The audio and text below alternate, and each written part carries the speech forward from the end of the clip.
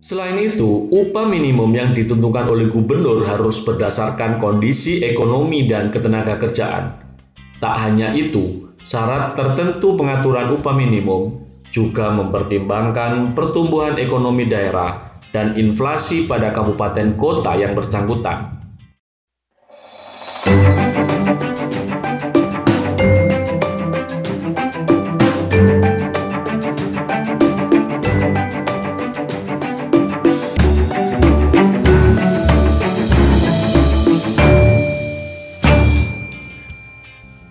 Halo wargaku, Assalamualaikum. Setiap tahun, upah para pekerja di perusahaan akan selalu ditinjau dengan memperhatikan upah minimum regional atau upah minimum provinsi atau upah minimum kabupaten kota. Tentu saja, kenaikan UMK tiap tahun ini akan mempengaruhi iklim kerja di suatu perusahaan, baik itu yang ada di kabupaten kota ataupun yang ada di provinsi. Nah, dalam Undang-Undang Cipta Kerja ini diatur tentang upah minimum pekerja tersebut. Seperti apakah aturan upah minimum pekerja dalam Undang-Undang Cipta Kerja ini? Simak terus video ini. Bagi warga yang baru tahu channel ini, silakan klik subscribe dan tekan loncengnya dulu, biar warga senantiasa mendapatkan informasi video-video terbaru dari channel ini. Wargaku, beberapa serikat pekerja menolak Omnibus Law Undang-Undang Cipta Kerja yang telah disahkan oleh DPR pada hari Senin kemarin di Jakarta.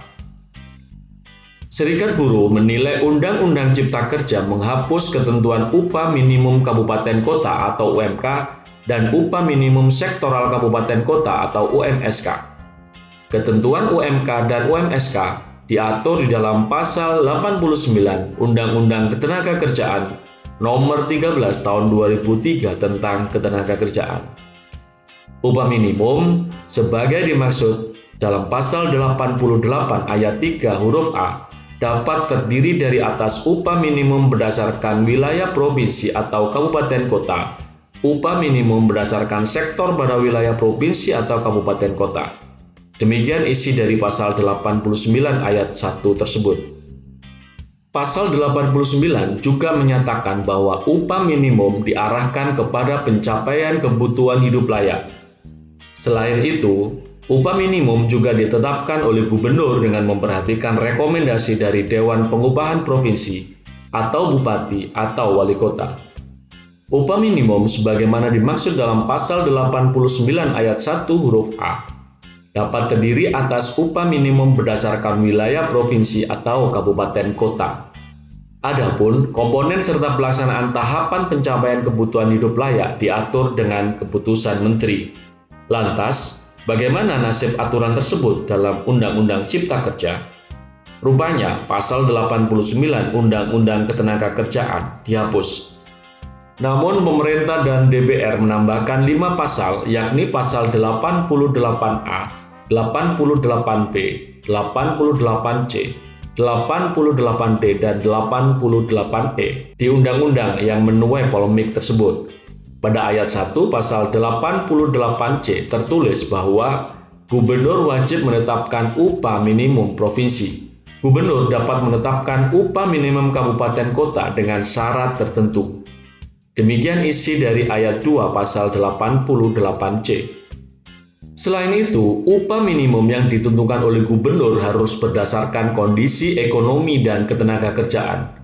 Tak hanya itu, syarat tertentu pengaturan upah minimum juga mempertimbangkan pertumbuhan ekonomi daerah dan inflasi pada kabupaten kota yang bersangkutan.